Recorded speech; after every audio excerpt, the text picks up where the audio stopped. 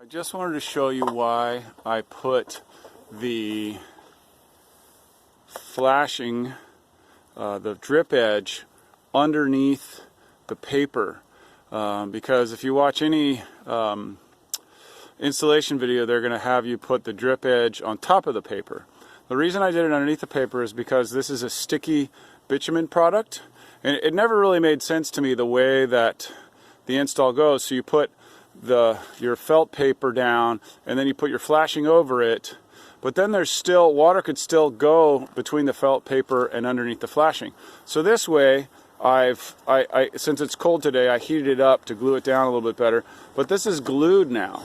So this is glued with the bitumen to the drip edge. So for the water to get underneath there, it's got to go through the glue seam, which is much less likely to do. So that's why I chose to put the drip edge underneath this sticky bitumen felt paper. Okay, there you go. Thanks. Hope that's helpful.